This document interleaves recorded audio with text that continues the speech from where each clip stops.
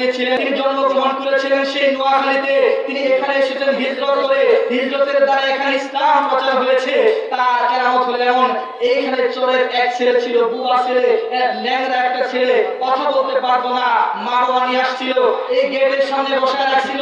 মা আর বাবা বলছে, খাজা আপনার দরবারে এসেছি, আল্লাহ পাক যেন আপনার ছেলে আমার ছেলেকে সুস্থ করে দেয়। আমার খাজা যখন বের হবে, গেটের মধ্যে ছেলেটার লুলা একটা ছেলে বসে আছে। খাজা বললেন, উঠো। এ উঠে নাই। খাজা পা দিয়ে লাঠি দিয়েছেন। খোদার কসম, বইয়ের মধ্যে লেখা আছে, খাজার পায়ের ইশারায় আল্লাহ পাকের দয়ায় এই লুলা ছেলে ভালো করে দূর দিয়েছে। সুবহানাল্লাহ। আল্লাহর এই ক্ষমতা দিয়েছেন কে? আল্লাহ যে ক্ষমতা দেয়, আপনারা আমার হিংসা করে লাভ আছে? আমরা কার দরবারে এসেছি? আল্লাহর ওই দরবারে। কার দরবারে? আল্লাহর ওই দরবারে আসলে কি দরকার আছে কি নাই জানা? পবিত্র কুরআন আপনি খুলুন, 15 নম্বর পারা, সূরা কাহাফ আপনি খুলুন, দেখবেন আল্লাহ পাক এই সূরার মধ্যে শুধু আল্লাহর ওলিদের কথাই তিনি বলেছেন। الصلاة والسلام عليك يا رسول الله، الصلاة والسلام عليك يا حبيب الله، الصلاة والسلام عليك يا شافي المذنبين، الصلاة والسلام عليك يا رحمة للعالمين. شباب الشدبون، أعوذ بالله من بسم الله الرحمن الرحيم. إن الله وملائكته يصلون على النبي يا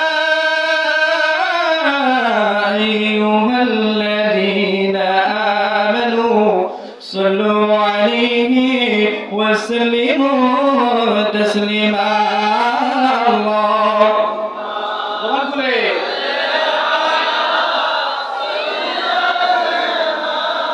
مولانا محمد وعلى علي سيدنا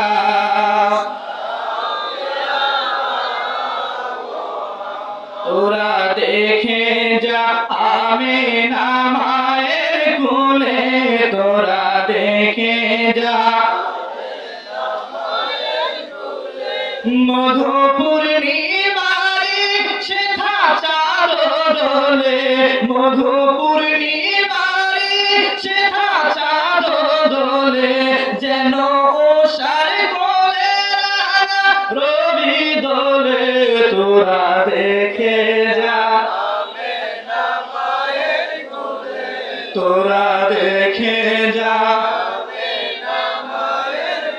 সাল্লাল্লাহু আলা মুহাম্মদ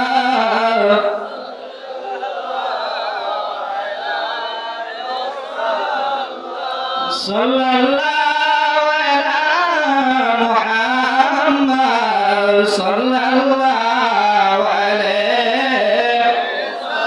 সাল্লাম।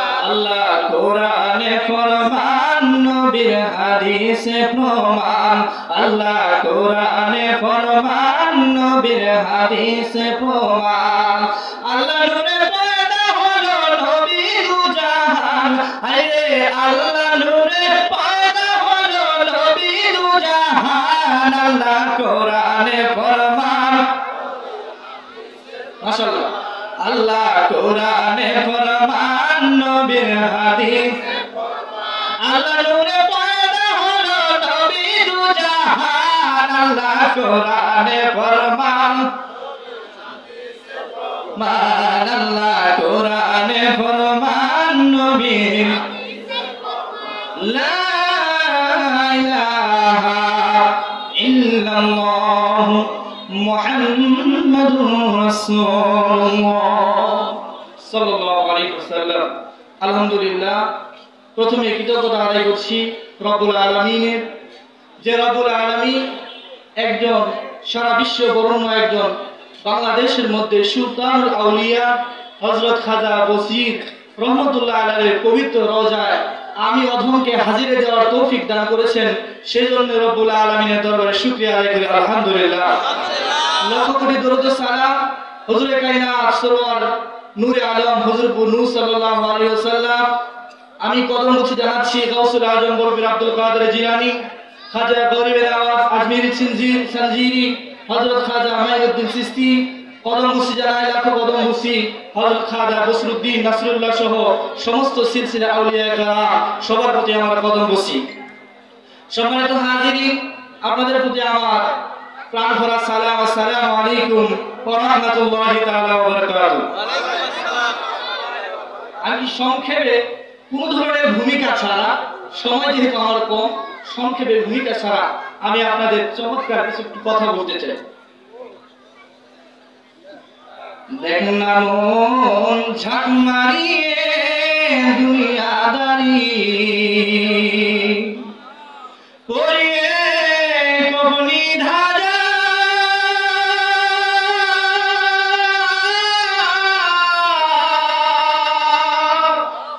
পরিয়ে কবনি ধারা মজা উড়ালো ফকিরি।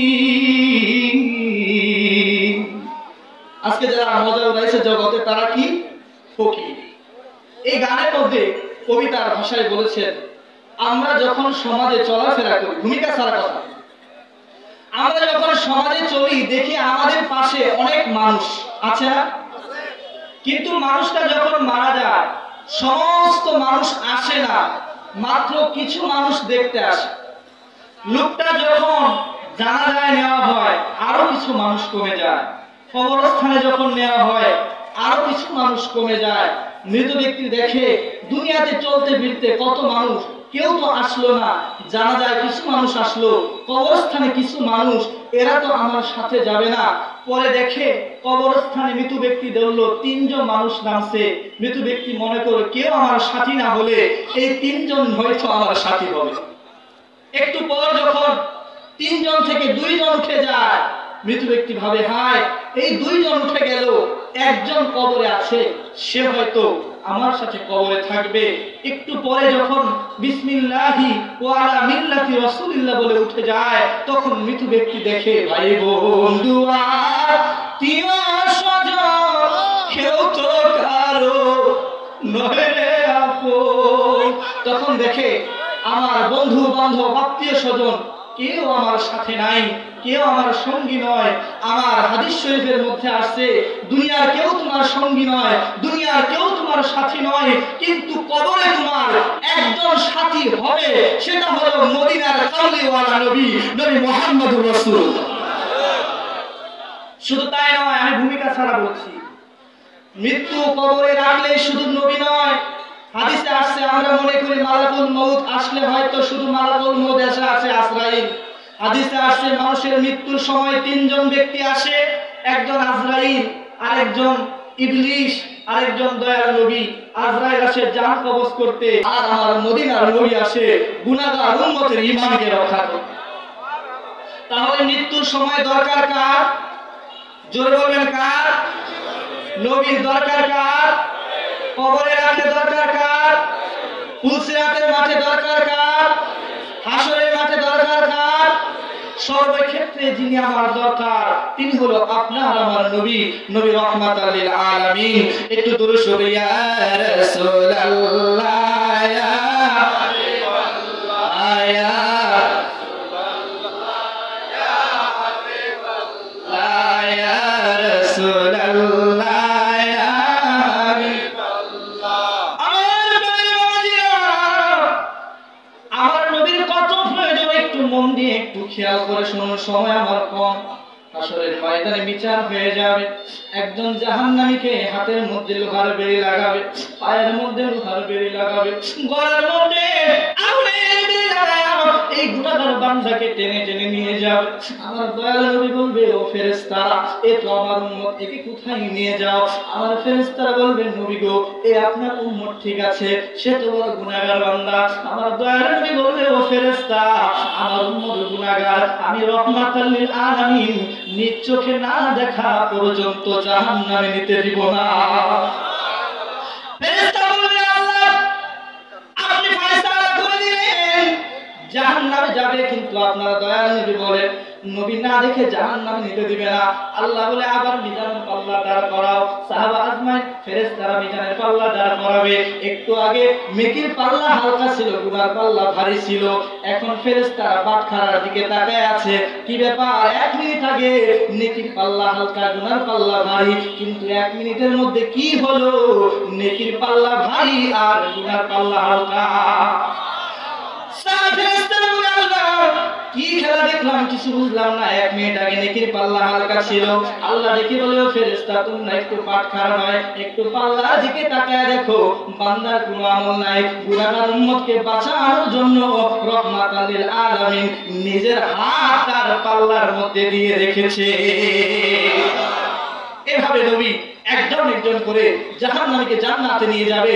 কবরের সাথী যে নবী, কবরে বাতি যেই নবী, হাসরে মিজানে যেই নবী, হুলসরাতের ঘাটে যেই নবী, আপনারা বলুন, সে নবী আমরা চাই কি চাই? আমার নবীর কথা একটু বলি।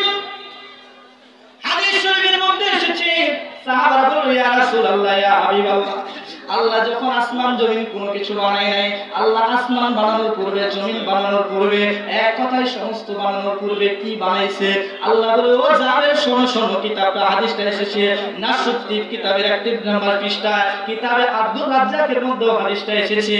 হযরত জাবের বলে, সাহাবাকে বলতেছে, ও সাহাবা শোনো শোনো, আল্লাহ পাক যখন আসমান বানায় নাই, আমার কথা কি আপনারা বুঝতেছেন? আল্লাহ যখন আসমান বানায় নাই, আল্লাহ যখন জমিন বানায় নাই, আল্লাহ যখন চাঁদ বানায় নাই, মানুষ বানায় নাই, জিন বানায় নাই, ফেরেশতা বানায় নাই, সমস্ত কিছু বানানোর পূর্বে আল্লাহ পাক তোমার নবীর নূরকে আপন নূর থেকে আলাদা করে তোমার নবীর নূরকে আল্লাহ সৃষ্টি করেছে। সমস্ত কিছুর পূর্বে আমার নবীর নূরকে আল্লাহ বানিয়েছেন। এরপরে বললেন, আমি শোনো, এরপরে যখন আল্লাহ আরশ কুরসি বানাইতে চাইলেন, আমি নবী মুহাম্মদের নূরকে 4 ভাগ করলেন। 1 খণ্ড নূর দিয়ে আরশ বানালেন, আরেক খণ্ড নূর দিয়ে লৌহ বানালেন, আরেক খণ্ড নূর দিয়ে কলম বানালেন, আবার 1 খণ্ড নূর থাকলো। এটাকে ভাগ করতে করতে 256 ভাগ করলেন। আল্লাহ রাব্বুল আলামিন 16 নাম্বার ভাগে আমি নবী মুহাম্মদের নূর দিয়ে আল্লাহ পাক আদমের দেহ সৃষ্টি করলেন। নূরে নূর তাজেলা, সে নূরের খবর জানো মন, নূরে নূর তাজেলা, মন নূরে নূর তাজেলা, সে নূরের খবর জানো মন। একদিন হ্যাঁ হবে নকশা হইতে ছিল রুকুরি মতন, নূরে নূর তাজেলা, সে নূরের খবর জানো মন। আমার নবী নূরে মুহাম্মদ, আমার নবী নূরে মুহাম্মদ। সমস্ত সৃষ্টির পূর্বে আল্লাহ আমার নবীকে সৃষ্টি করলেন, এরপরে আল্লাহ সমস্ত মানব দেহকে সৃষ্টি করলেন, পুরো পৃথিবীকে আল্লাহ সাজাইলেন। সমস্ত কিছু সাজানোর পরে আল্লাহ পাক বলতেছে, বান্দা তোমরা তো জানো না আমি আল্লাহ এখন কোথায় রইলাম। আমি আল্লাহ হলাম নাহনু আকরাবু ইলাইহি মিন হাবলিল ওয়ারিদ। আদমের দেহটা আমি বানাইলাম, আদমের দেহের ভিতরে আমি স্বয়ং রব্বুল আলামিন নূরে মুহাম্মদ রূপে আদমের ভিতরে প্রবেশ করেছি। কোথায় প্রবেশ করেছে? আদমের ভিতরে। কোথায় প্রবেশ করেছে? আদমের ভিতরে প্রবেশ করেছে। এখন আসুন, আমার নবী সমস্ত কিছুর মূল, আমার নবী সব কিছুতে দরকার আমার নবী। তাহলে আপনাদের আমার প্রশ্ন, চিৎকার দিয়ে বলুন, আমরা সেই নবী চাই কি চাই না? আরে কে যাবি নবীর নৌকাতে আয়, পারে কে যাবি নবীর। আমি কথাগুলো সংক্ষেপে বলছি, যেহেতু আমার সময় একেবারে দাঁড়ায় আছে, বসে আছে। প্রথম ছাড়বো একদম আজরাইলের মতো খপ করে ধরবো। আপনাদের কি কষ্ট হইতেছে? এখন আসুন, পারে যদি যেতে চাই নবীর নৌকায় আসতে হবে, কিন্তু নবীর নৌকা কোনটা? আরে ভাই, এটা বঙ্গোপসাগরের কোনো জাহাজ নয়, এইটা আপনাদের পদ্মা মেঘনার কোনো নৌকা নয়, আল্লাহর নবীর নৌকা। সেটা অন্য কিছু নয়, সেটা হলো আল্লাহর ওলির দরবার। এটা আমি বলি নাই, আজ থেকে 700 বছর আগে সারা বিশ্ববরণ্য আলেম হযরতে জালালউদ্দিন, হযরতে আল্লামা জালালউদ্দিন রুমি রাহমাতুল্লাহ আলাইহি মারিফে মুসনদে বলেছেন, আরে নূহ নবীর জামানায় যারা নূহ নবীর নৌকায় উঠেছে তারা যেমন মুক্তি পেয়েছে, পানিতে ডুবে নাই, এই যুগে বেলায়েতের সময় আল্লাহর ওলিদের হাতে যারা হাত দিবে, আল্লাহ রাসূল বলেছেন, মাওলানা রুমি বলেছেন, আল্লাহ পাক তাদেরকে নিয়ে আমার রাসূলের কাফেলা সাজায়া নূরে মুহাম্মদের পতাকা তুলে রাসূলকে দিয়ে সকলকে জান্নাতে নিয়ে যাবে। পারে কে যাবি নবীর, পারে কে যাবি নবীর রূপাথার নৌকা খানি নাই ডুবার ভয়, সেই নৌকা নাই ডুবার ভয়, পারে কে যাবি।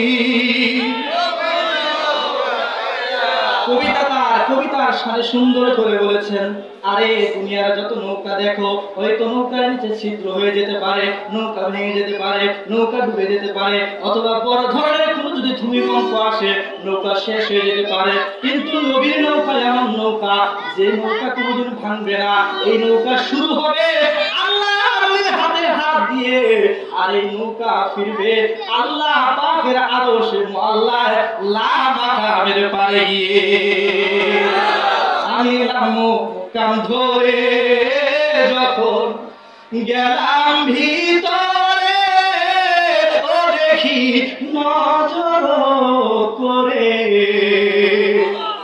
আমি আগে বলছি, কথাগুলো ভেঙে ভেঙে সংক্ষেপে বলতেছি, সময় যেতে 10 মিনিট হয়তো বাড়াই দিছে, তুমি বলা জন্য বলছি। আলহামদুলিল্লাহ।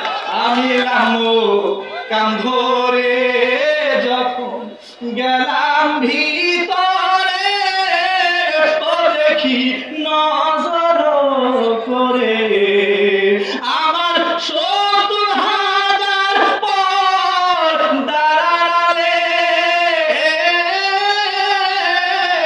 আমার কলবে তুমি বসা খাজা, কলবে তুমি বসা দয়াল মুর্শিদ শাহ, আমার দুই কুলেরি ভরসা, আমার দুই কুলেরি ভরসা খাজা মুর্শিদ শাহ।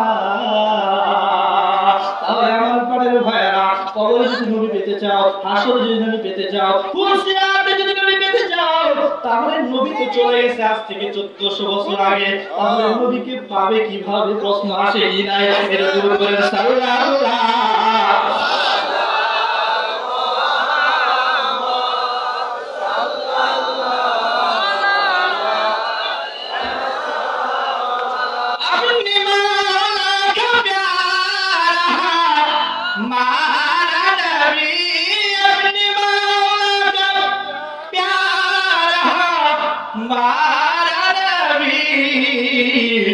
दोनों आलम का दूल्हा मारा नबी, ला इलाहा इल्लल्लाह, बोलो ला इलाहा इल्लल्लाह, कलमा ला इलाहा इल्लल्लाह, ला इलाहा इल्लल्लाह, कलमा ला इलाहा इल्लल्लाह, ला इलाहा इल्लल्लाह, मुहम्मदुर रासूलुल्लाह। आज আমি আপনাদের সামনে একটা আমলের কথা বলে যাই, যখনই খেয়াল করে শুনুন। আপনাদের খেয়াল আছে তো না এদিকে? যখনই আজানে একামতে কালেমায় যেখানে আমার রাসূলের নাম শুনবেন, দুটি বৃদ্ধাঙ্গুল একত্র করে মুখে চুমু খেয়ে চোখে লাগাবেন। তাফসীরে জালালাইনের সূরা আহজাবের 56 নম্বর আয়াতে 6 নম্বর হাসিয়াতে এসেছে, আল্লাহ রাসূল বলেন কবিদুল্লাহু মিনাল জান্নাহ, আমি নবীর নাম শোনার পরে মুহাব্বতে চুমুকে চোখে যদি কেউ লাগায় কবিদুল্লাহু মিনাল জান্নাহ, আমি রাসূল তাকে নিয়ে জান্নাতে প্রবেশ করব। হযরত বেলাল মসজিদে আযান দিচ্ছেন, এমন সময় মসজিদে আল্লাহ আশহাদু আল্লা ইলাহা ইল্লাল্লাহ ওয়া আশহাদু আন্না মুহাম্মাদুর রাসূলুল্লাহ বলা হলো। মসজিদের বাইরে হযরত আবু বকর দাঁড়িয়ে আছেন। যখন নবীর নাম শোনা হয়েছে চুমুকে চোখে লাগিয়েছেন। আমার নবী হযরত আবু বকর ডেকে বলে, ও আবু বকর কি ব্যাপার, আমার নাম শোনার পরে কেন তুমি চোখের মধ্যে লাগাইলা? আবু বকর বলে, ইয়া রাসূলুল্লাহ, ইয়া হাবিবাল্লাহ, আপনার নাম যখন আমি শুনলাম আমার কলিজাটা ফেটে গেল। নবী গো, আপনার মুহাব্বতে নাম শুনে চোখে লাগালাম। আমার রাসূল বলে, আবু বকর, আমি নবী মুহাম্মদকে ভালোবেসে চোখে তো লাগাও নাই, তোমার উপরে জাহান্নামের আগুনকে তুমি হারাম করে নিয়েছো। তাহলে আমরা করতে পারবো কি পারবো না? এখন আসুন, বলছিলাম নবীর নৌকা কোনটা? একজন আল্লাহর ওলির হাত দিলে, একজন আল্লাহর ওলির দরবারে গেলে মাওলানা জালালউদ্দিন রুমি রাহমাতুল্লাহ আলাইহি বলেন সেটা হলো আল্লাহর ওলি। আল্লাহর ওলির নৌকাই হলো নবীর নৌকা, এই নৌকাতে উঠলে ডুবার কোনো চিন্তা থাকে। এখন আসুন বললাম, আল্লাহ পাক রাসূলের নূরকে ভাগ করে আরশ কুরসির হুকমান মারলেন, আরেক খন্ড নূর বাকি থাকলো। রাসূল বলতেছেন ওই নূরকে আল্লাহ 4 ভাগ করলেন। এক ভাগ দিয়ে আল্লাহ আরশের ফেরেশতা বানালেন, আরেক ভাগ দিয়ে 4 জন বড় ফেরেশতা বানালেন, আরেক ভাগ নূর দিয়ে আল্লাহ সমস্ত ফেরেশতা বানালেন। আরেক খন্ড নূর বাকি থাকলো, ওই এক খন্ড নূরকে আল্লাহ 4 ভাগ করলেন। এক খন্ড নিয়ে কালেমার নূর বানালেন, আরেক খন্ড দিয়ে ঈমানের মুমিনের কলবের নূর বানালেন, আরেক খন্ড দিয়ে আল্লাহ পাক মানুষের মাথার যে শক্তির নূর বানালেন। আল্লাহ রাসূল বলে আরেক খন্ড নূর বাকি থাকলো, ওই এক খন্ড নূর দিয়ে আল্লাহ পাক পুরো আদমের দেহটাকে সৃষ্টি করেছেন। এখন আপনাদের আমি ভাঙাচোরা কথা বলছি, আমার সময় কম, মাথার মধ্যে একটা চাপ থাকে। আমরা যখন নামাজ পড়ি আমরা কি করি? জোরে বলেন, কি পড়ি? এই নূরে মুহাম্মদের কথা বলতে হয়। এই নূরে মুহাম্মদের সঠিক শিক্ষা আমাদের থেকে উঠে গেছে, যার কারণে আজ মুহাম্মদের সঠিক পথ আমরা পাই না, ঠিক কি না? তাহলে দেখুন, আমরা যখন নামাজ পড়ি নামাজের মধ্যে 4টা সূরত হয়। আমি যখন নামাজের মধ্যে সুজা হয়ে দাঁড়াই একটা রূপ, আবার যখন রুকুর মধ্যে যাই আরেকটা রূপ, যখন সিজদায় যাই তখন আরেকটা রূপ, সিজদা থেকে যখন বসি তখন আরেকটা রূপ। তাহলে কয়টা হলো? সুজা হয়ে যখন দাঁড়াবেন ঠিক দেখতে আলিফের মতো দেখা যাবে, রুকুতে যখন যাবেন ঠিক দেখতে হায়ের মতো দেখা যাবে, সিজদায় যখন যাবেন ঠিক দেখতে মিমের মতো দেখা যায়, সিজদা থেকে যখন আত্তাহিয়াতু শুরুতে বসেন তখন তালের মতো দেখা যায়। দাঁড়ালে আলিফ, রুকুতে হা, সিজদায় মিম, বসলে পরে তাল। কয়টা শব্দ হইল? একটা হলো আলিফ, হা, মিম, দাল। 4টা শব্দ যদি মিলানো হয় তাহলে সেটা হয়ে যায় আমার নবীর নাম আহমদ।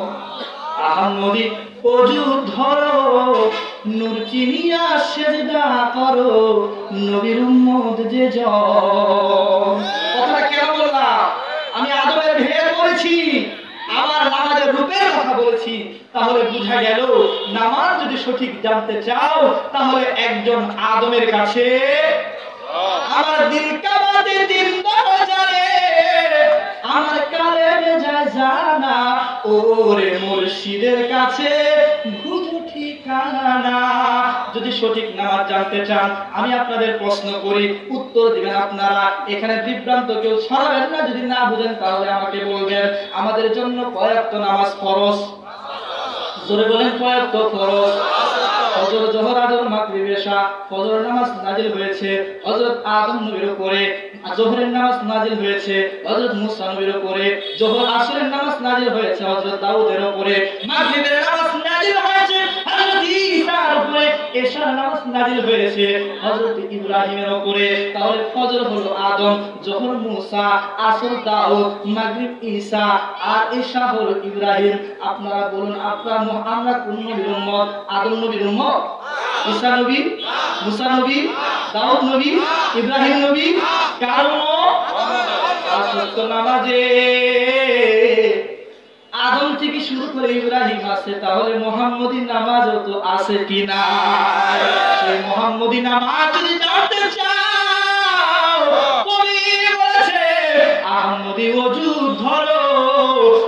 চিনিয়া সেজদা করো নির্মল যে জন আর রুকুর আগে সেজদা এলো রে হলো সালাতে মিলন হলো সালাতে মিলন নূরে নূর তাজেলা জানো মন নূরে নূর তাজেলা মন হায়রে নূর তাজেলা লা ইলাহা ইল্লাল্লাহু মুহাম্মাদুর রাসূলুল্লাহ। শেষ করে দিচ্ছি কথা। আমরা কার দরবারে এসেছি? আল্লাহর ওলির দরবারে। কার দরবারে? আল্লাহর ওলির দরবারে আসলে কি দরকার আছে কি নাই জানা? পবিত্র কুরআন আপনি খুলুন, 15 নম্বর পারা সূরা কাহাফ আপনি খুলুন, দেখবেন আল্লাহ পাক এই সূরার মধ্যে শুধু আল্লাহর ওলিদের কথাই তিনি বলেছেন। এক নম্বর ঘটনা, আল্লাহর ওলিদের দরবারে গেলে কি হয়? আল্লাহ পাক কোরআনে জানালেন, আমার রাসূল দুনিয়াতে আসার কয়েকশো বছর আগে কয়েকজন আল্লাহর ওলি একটা গর্তের মধ্যে আশ্রয় নিয়েছিলেন, যেটার নাম হলো কাহাফ। সেটার নাম কি? সেই গর্তের মধ্যে তারা আশ্রয় নিয়েছিল। সেই গর্তের পাশে আল্লাহ পাক কুদরতিভাবে আল্লাহর ওলিদেরকে 309 বছর ঘুম পাড়াইছে। কত বছর? 309 বছর। 309 বছর ঘুম পাড়ালেন। কথা এখানে নয়, এই 309 বছর যখন গর্তে ঘুমালেন, এই গর্তের পাশে একজন আল্লাহর ওলিদের গর্তের পাশে একটা কুকুর পাহারা দিয়েছিল। কুকুর পাহারা দিয়েছিল। আল্লাহ রাসূল বলেন, আল্লাহর ওলিদের খেদমত করলে কেমন লাভ শুনে রাখো। আল্লাহ পাক এত মর্যাদা দিয়েছেন। আল্লাহ রাসূল বলেন, মানুষ বাদ দিয়ে 10টা প্রাণী জান্নাতে যাবে, এর মধ্যে হলো একটা হলো সেই কুকুর, নাম হলো কিতমির। কেন দিয়েছেন? কুরআনকে বললাম, কুরআন বলো কেন কুকুরকে আল্লাহ জান্নাত দিবে? কুরআন বলতেছে অন্য কোনো কারণে নয়, সেটা হলো আল্লাহর ওলিদের খেদমত করার কারণে। সুবহানাল্লাহ। আজ আল্লাহর ওলিদের খেদমতে যদি কুকুরকে আল্লাহ জান্নাত দিতে পারে, আর যদি আমরা বাবা মসজিদের খেদমত করি, আমাদের কোনো চিন্তা আছে কিনা? দ্বিতীয় ঘটনা শেষ করে দিচ্ছি। এমন আল্লাহর ওলিদের ক্ষমতা। মুসা নবী বললেন, আমি সবচেয়ে বড় জ্ঞানী। আল্লাহ বললেন, মুসা তোমার কথা আমার পছন্দ হয় নাই। আমার একজন জ্ঞানী বান্দা আছে যিনি ইলমে মারিফতে পারদর্শী, ইলমে বেলায়েতে পারদর্শী। মুসা বললেন, আমি দেখতে চাই।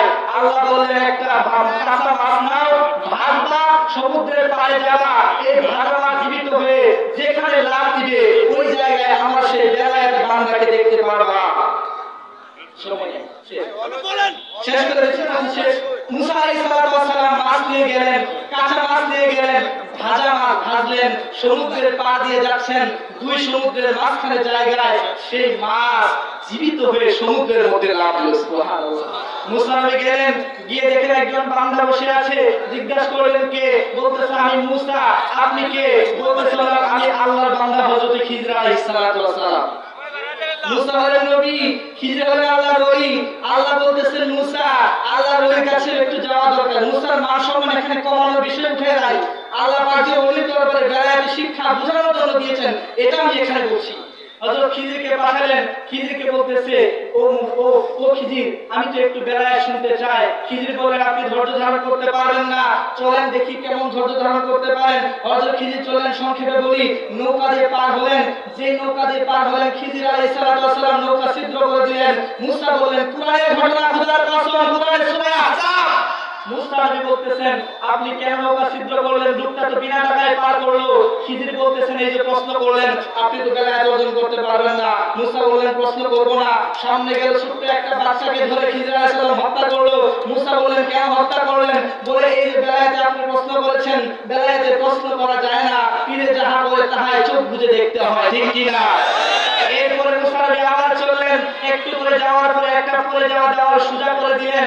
মুসা নবী বললেন, কেন আপনি পরিশ্রম ছাড়া এটা তুলে দিলেন? খিজর বললেন, আপনি প্রশ্ন করেছেন 3 বার, আপনার মতো শরীয়ত নিয়ে আপনি যান, আমার বেলায়েত নিয়ে আমি চলে গেলাম। তবে শুনে রাখুন, প্রশ্ন আপনি যে করেছেন, আমি সেই যে নৌকা ছিদ্র করেছিলাম, কারণ হলো ওই নৌকার পিছনে এক জালেম বাদশা ছিল।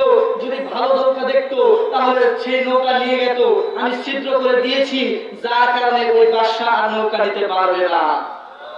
এখন বলুন, আল্লাহ, তাহলে বোঝা গেল কোরআনে আল্লাহ জানিয়ে দিচ্ছেন আল্লাহর ওলিরা পিছনে কি হয় সেটা বলার ক্ষমতা আছে কিনা। শুধু তাই নয়, ছোট্ট বাচ্চাকে হত্যা করলেন কেন? বলতেছে তার বাবা ইমানদার, কিন্তু সেই ছেলে বড় হয়ে যখন বড় হবে কাফের হয়ে যাবে, মা বাবাকে কষ্ট দিবে, আমি হত্যা করলাম যেন উত্তম একটা সন্তান দেয়। তাহলে বোঝা গেল আল্লাহর ওলিরা ভবিষ্যতে কি হবে সেটা বলার ক্ষমতা। এরপরে বলতেছেন আপনি কেন সেই দেওয়ালটা সোজা করে দিলেন? বলতেছে দেওয়ালের নিচে দুইজন এতিম বাচ্চার সম্পদ ছিল, দেওয়ালটা পড়ে গেলে মানুষ সম্পদ নিয়ে নিত, সোজা করে দিলাম, বড় হলে সম্পদ পাবে। তাহলে বোঝা গেল আল্লাহর ওলিদের ক্ষমতা এমন দিয়েছেন, আল্লাহর ওলিরা মাটির নিচে কি হয় সেটাও বলতে। আমার বসির খাজাকে এমন এক ক্ষমতা দিয়েছিলেন, তিনি জন্মগ্রহণ করেছিলেন সেই নোয়াখালীতে, তিনি এখানে এসেছেন হিজরত করে, হিজরতের দ্বারা এখানে ইসলাম প্রচার হয়েছে। তার কেরামত হলো এমন, এইখানে চোরের এক ছেলে ছিল, বুবা ছেলে, ল্যাংড়া একটা ছেলে, কথা বলতে পারতো না, মা বাবা নিয়ে আসছিল, এই গেটের সামনে বসে রাখছিল। মা আর বাবা বলছে খাজা আপনার দরবারে এসেছি, আল্লাহ পাক যেন আপনার ছেলে আমার ছেলেকে সুস্থ করে দেয়। আমার খাজা যখন বের হবে, গেটের মধ্যে ছেলেটার মুলা একটা ছেলে বসে আছে, খাজা বললেন উঠো, এ উঠে নাই। খাজা পা দিয়ে লাথি দিয়েছেন, খোদার কসম বইয়ের মধ্যে লেখা আছে, খাজার পায়ের ইশারায় আল্লাহ পাকের দয়ায় এই মুলা ছেলে ভালোভাবে দূর দিয়েছে। সুবহানাল্লাহ। আল্লাহর এই ক্ষমতা দিয়েছেন কে? আল্লাহ যে ক্ষমতা দেয় আপনারা হিংসা করে লাভ আছে?